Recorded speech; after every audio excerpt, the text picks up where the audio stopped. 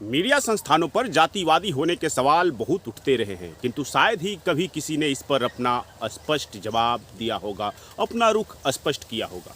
किंतु TV today group के YouTube channel Lalan top को लेकर भी बहुत सारे सवाल उठते रहे हैं। कई बार यह सवाल ललन टॉप के कंटेंट को लेकर होता है, तो कई बार ललन टॉप के जातिवाद को लेकर होता है, उसमें काम करने वाले मीडिया कर्मियों की जाति को लेकर के होता है। ऐसा नहीं है कि यह सवाल उठाने वाले हर व्यक्ति ट्रोलर होते हैं, असामाजिक तत्व होते हैं।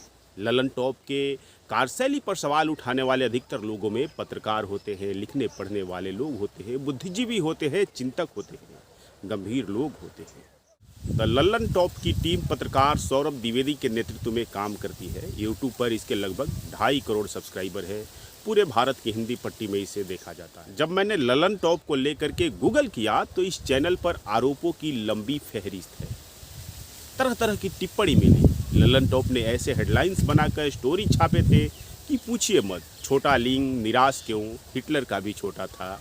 इस शीर्षक से प्रकाशित लेख पर वेबसाइट भड़ास फॉर मीडिया लिखता है, ललन टॉप वाले हिटलर का लिंग नाप आए, अब अरुण पुरी का नापेंगे। बताते चले कि Arun Puri TV today group के मालिक हैं।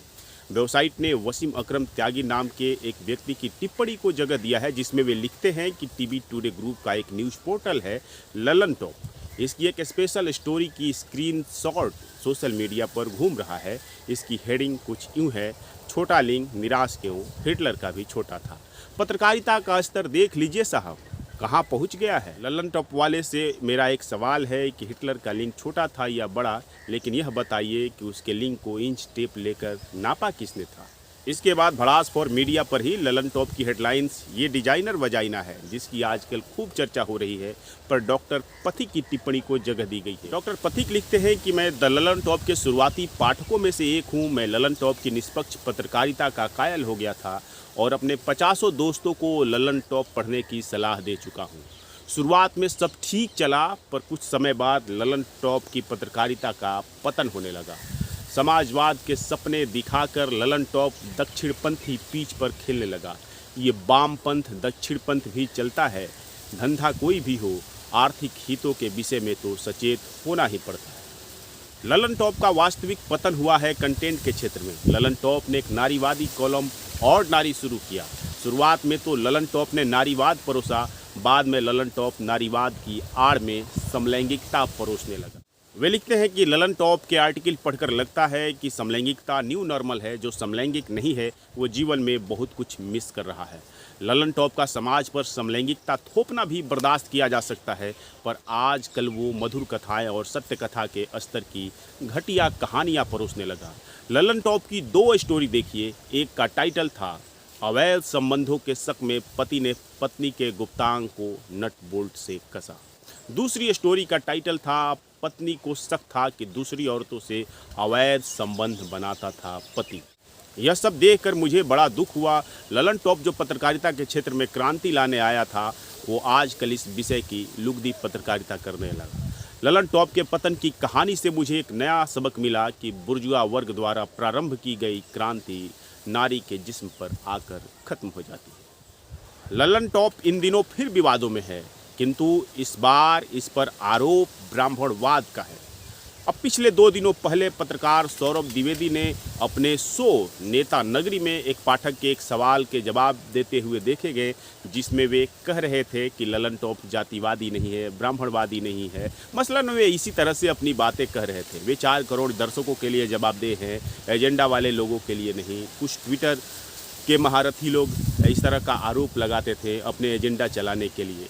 जिन्होंने आरोप लगाया था उनके आरोप का कोई मतलब नहीं है। उनके संस्थान में सभी धर्मों, सभी वर्गों के लोग काम करते हैं। उनके इस तरह से वे सफाई दे रहे थे। सौरभ द्विवेदी को 3 मिनट की सफाई देना पड़ा। उनकी यह सफाई देने का जो अवधि है वह बता रही है कि वह इस आरोप से परेशान है। आखिर यह आरोप किसने लगाया था और क्या है आरोप, यह आपको जानना चाहिए। देखिए, ललन टॉप पर आरोप तो बहुत लोग लगाते हैं, लेकिन यह आरोप जो ब्राह्मणवाद का आरोप है वह लगाया था आलोक चिक्कू ने। वे बिहार के हैं, मधेपुरा के हैं, पटना में रहते हैं। उनका ट्वीट तब बहुत ही वायरल हुआ था। इस ट्वीट में लगाए गए आरोप सही है यह हम नहीं कह सकते हैं, किंतु जो यह ट्वीट है वह यूँ है। विगत 27 अप्रैल को आलोक ट्विटर पर लिखते हैं कि एक दिन उनके एक राजपूत मित्र जो पत्रकार है ललन टॉप में अप्लाई करने जा रहे थे। फिर उन्होंने उन्हें समझाया कि भाई इस योजना के लिए तुम अयोग्य हो। उन्होंने अप्लाई किया, उनका रिजेक्ट हो गया और उनके एक सहयोगी जो मिश्रा थे और राजपूत जी के नीचे काम किए थे उनका ऑफर लेटर आ गया। राजपूत मित्र कॉल कर उन्हें पूछते हैं कि तुम्हारे अंदर बागेश्वर बाबा वाले बाबा विराजमान हैं जो पहले से बता दिए। वे आगे लिखते हैं कि इस योजना का लाभ लेने वाले हैं सौरभ द्विवेदी अध्यक्ष, अभय शर्मा, अभिनव पांडे, आर्यन मिश्रा, अनुभव वाजपेयी, आशीष मिश्रा, भानु कुमार झा, दीपक तेनुगुरिया, दीपक कौशिक, दीपेंद्र गांधी, गरिमा भारद्वाज, गौरव पांडे, हिमांशु तिवारी, ज्योति जोशी, कमल भट्ट, मनीषा शर्मा, मानसी समाधिया, मुरारी त्रिपाठी, पुनीत त्रिपाठी, राजेश जोशी, रवि पारिक, रविराज भारद्वाज, रोहित पाठक, सौरभ त्रिपाठी, सोनल पटेरिया, सूरज पांडे, सूर्यकांत मिश्रा, यमन शर्मा। इसके बाद यह आरोप ट्विटर और फेसबुक दोनों पर वायरल हो जाता है। उसके बाद सौरभ द्विवेदी ने आलोक को ट्विटर पर ब्लॉक कर दिया। इस ट्वीट में लगाए गए आरोप की सच्चाई जो भी हो, किंतु मीडिया संस्थानों को जवाबदेह तो होना ही चाहिए। सौरभ द्विवेदी ने भी अपनी बात रखकर साहस का परिचय दिया है। लेकिन एक बात यह है कि आरोप तो हैं और पब्लिक में यह आरोप जा चुका है। आज 2 माह बाद भी सवाल उठ रहा है। सौरभ द्विवेदी जवाब दे रहे हैं तो उनके इस जवाब को भी सुन लीजिए जो उन्होंने अपने शो नेता नगरी में दिया था। एक सूची घूम रही जिसमें ललन टॉप पर कभी जातिवादी कभी ब्राह्मणवादी होने का आरोप लगता है। इस पर क्या कहेंगे अंशुल प्रताप सिंह? मैं कहूंगा कि ये पूरी तरह से बकवास है। ललन टॉप में जाति देखकर किसी को नौकरी नहीं मिलती है। 2-3 लोगों को ट्विटर के कुछ महारथियों ने अपनी राजनीति के लिए उनका नाम पिक कर लिया और एक सूची बना ली। ललन टॉप में 95 के लगभग लोग काम करते हैं, सभी डिपार्टमेंट मिला के, प्रोडक्शन के, वीडियो के। चूंकि वेबसाइट पर सूची अपडेटेड नहीं थी तो उन्होंने उसमें से कुछ नाम चुने, उसमें कुछ गलत नाम भी चुने और अपने प्रोपेगेंडा को एस्टैब्लिश करने की कोशिश की। जो लोग ललन टॉप में काम करते हैं उनसे ना उनकी जाति पूछी जाती है, ना इससे उनका कद तय होता है। कदम अंततः तय होता है काम से। अगर कास्ट सर्टिफिकेट देखकर नौकरी बांटी जाएगी तो फिर आपके प्रति जो जवाबदेही है वो कैसे होगी? ये एक सत्य है। दूसरा सत्य ये है कि विविधता रहे, इसको लेकर लगातार प्रयास रहते हैं। अलग अलग भौगोलिक इलाकों से, अलग अलग आर्थिक जोन के इलाकों से रिक्रूटमेंट किया जाता है। तो to answer your question, Lalan top में सभी जातियों के, सभी धर्मों के लोग काम करते हैं, उनको समान अवसर मिलते हैं और उनके काम के आधार पर तय होता है कि वो आगे कैसे करेंगे। दूसरी चीज क्या हुई कि चूंकि मेरे अतिरिक्त सभी लोगों का स्क्रीन पर नाम सिर्फ पहला आता था, है ना, क्योंकि हमारा पहले से वो नाम चल रहा था तो एज इट इज चला गया। अब उसके बाद क्या हुआ कि लोगों ने उसके हिसाब से अपनी अपनी राय बनानी शुरू कर दी। मुझे पता है कि मैं जाति के प्रश्न पर कितनी भी आपको अपनी जवाबदेही बरत दूं। जो लोग मेरे व्यक्तिगत जीवन को जानते हैं उन्हें पता है कि जाति को लेकर मेरा आग्रह क्या है। आप ललन टॉप की कवरेज देखेंगे कभी भी कि किसी भी प्रकरण में अगर किसी ने कोई कास्टिस्ट रिमार्क किया तो खुद मैंने और मेरे साथियों ने उन्हें तुरंत टोका है। अब बताने के लिए मैं आपको बताने लगूं कि इस समय इस कमरे में नेता नगरी के जो प्रोड्यूसर या डिप्टी प्रोड्यूसर मौजूद हैं या जो पैनल पर है, कैमरे पे लोग मौजूद हैं, उनकी जाति क्या है। लेकिन इससे जिनको सिर्फ और सिर्फ ललन टॉप की पत्रकारिता को इस बिना पर खारिज करना है कि यहाँ पर 90-100 में से 10, 20, 22 लोग किसी एक जाति के हैं जिनके अपने वेस्टेड इंटरेस्ट हैं, वो करते रहेंगे। वो इस क्लिप का भी इस्तेमाल करेंगे, इस पर भी खूब करेंगे मेरी बला से। मैं उन लोगों के लिए जवाबदेह नहीं हूं। मैं ललन टॉप के 4 करोड़ से ज्यादा दर्शकों के लिए जवाबदेह हूं। मैं संविधान के प्रति जवाबदेह हूं।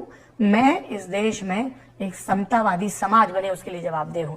इसीलिए हमारा जोर किस पर होता है? हमारा जोर होता है कि कहीं भी किसी भी किस्म का भेदभाव हो उसको रिपोर्ट किया जाए। कोई भी जेंडर के बेस पे, रिलीजन के बेस पे, कास्ट के बेस पर डिस्क्रिमिनेशन हो उसको काउंटर किया जाए। ललन टॉप की पत्रकारिता पे कुछ कह नहीं पाए तो जाति का फंतूड़ा लेके घूमने लगे। घूमते रहिए, मेरी शुभकामनाएं उनको। लेकिन ट्विटर के मंडलेश्वर ये तय नहीं करेंगे कि ललन टॉप पर क्या चलेगा, और ललन टॉप में जो लोग काम करते हैं उससे तय होगा कि ललन टॉप का स्वरूप कैसा होगा। आज के वीडियो में इतना ही, शेष फिर कभी।